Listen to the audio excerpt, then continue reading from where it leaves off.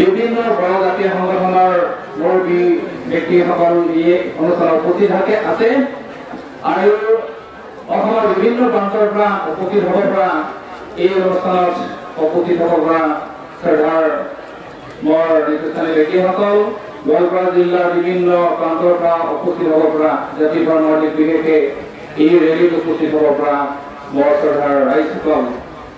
প্ৰতিবাদ স্বতঃস্ফূৰ্তভাৱে হৈছে কিন্তু মই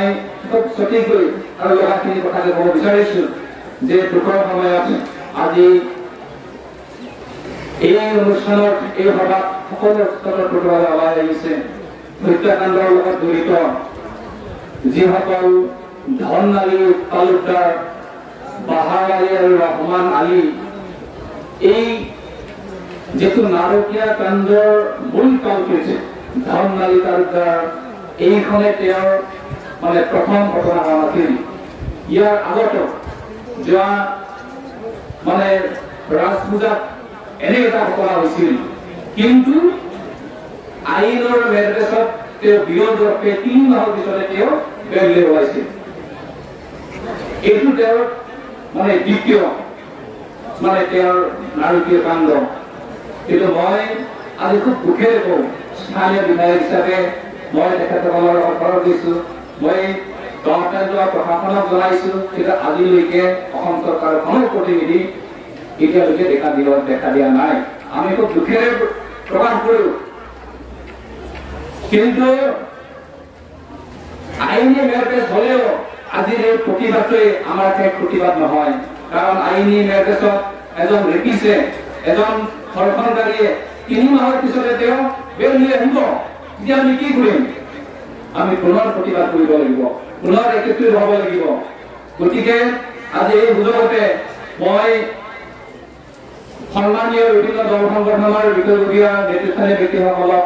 মই অনুৰোধ কৰোঁ এই ঘটনাৰ ঠিক 1 বছৰ আগতে আমাৰ দুধপুৰৰ ওচৰতে মাফিয়া জোনালী নাথ নামৰ এজন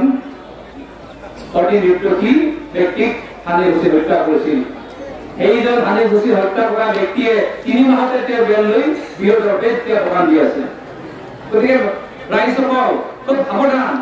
আমি একত্ৰিত হ'ব লাগিব আৰু সাৱধানে প্ৰতিবাদটো এই প্ৰতিবাদে আমাৰ শেষ প্ৰতিবাদ নহয় গতিকে হত্যাকাৰীজনক অতি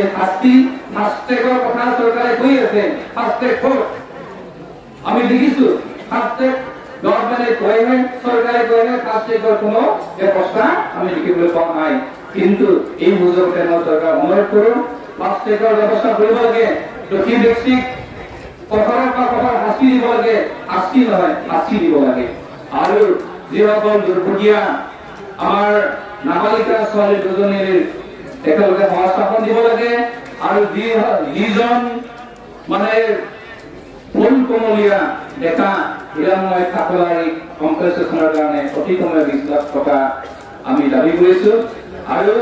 ভুক্তভোগী পৰিয়ালক চৰকাৰে সুৰক্ষা আৰু ক্ষতিপূৰণ দিব লাগে গতিকে মই দীঘলীয়া নকৰোঁ এই প্ৰতিবাদী কাৰ্যসূচী সফল হওক আৰু আমাৰ বিভিন্ন প্ৰান্তৰ পৰা উপস্থিত হোৱা ৰাইজৰ আৰু প্ৰতিনিধিসকলক মই আন্তৰিক আৰু কৃতজ্ঞতা জনাই মই বক্তব্য সামৰিছোঁ ধন্যবাদ।